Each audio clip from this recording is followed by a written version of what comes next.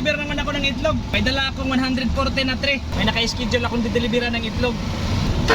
Tuloy-tuloy lang po tayo guys sa ating paghahanap buhay. Ngayong araw nga ay nag-deliver na naman ako ng itlog. Isa po ito sa passive income ko maliban sa aking munting tindahan. Ang kagandahan talaga sa ganitong negosyo ay walang utang. Kaya kahit medyo malaki ang puhunan, okay lang. Madali lang naman makabalik ang kapital na may kasamang tubo. Ang kagandahan din sa itlog ay madali lang i-market. Kaya kahit sa mga maliliit na sari-sari store o tindahan ay talagang may binibintang itlog. Lalo na pag ganitong pasukan, umaga pa lang marami nang bumibiling itlog sa tindahan. Pagkatapos ko mag-deliver ng itlog, dumaan na naman uli ako dito sa aking soking wholesaler para bilhin ang mga items na konti na lang sa aking tindahan. Konti lang ang binibili ko dahil alanganin na ako sa oras. Mag-aalas 5 na kasi ng hapon, kailangan kong makabalik na. Minsan kasi sa mga ganitong oras ay marami nang bumibili sa aking munting tindahan at kapatid ko lang ang naiwan. Kaya karga mabilisan, madali lang naman sa akin ito dahil gawain ko talaga na pagkatapos ko mag-deliver ng itlog, namimili ako ng mga paninda para may karga din ako pag uwi. Wala akong sinasayang na pagkakataon para makatipid. Alam nyo na, hindi naman ganun kalaki ang kinikita sa tindahan. Pero wag ka, ang maliit na tindahan ay kayang tumupad sa malaking pangarap. Pagdating ko sa tindahan, ito ang aking naabutan. May mga nagkasayahan na, pero walang problema. Mula nung nagkatindahan ako sa lugar na ito, tahimik naman at payapa. Ramdam ko din naman ang respeto sa bawat isa. Pag ganitong oras talaga, bumabawi ang binta pag tumal sa umaga. May mga umuwi galing trabaho na dadaan na lang sa tindahan para bumili. Mayroon ding mga kabataan na bumibili at tumatambay sa harap ng tindahan. Yan ang dahilan kung bakit umaabot ako ng alas 11, minsan alas 12 ng gabi bago makapagsara. Kung pwede nga sana hanggat may bumibili, laging bukas ang tindahan ko. Pero hindi pwede, baka ang aking katawan ay sumuko na, kaya kailangan ko din ng pahinga.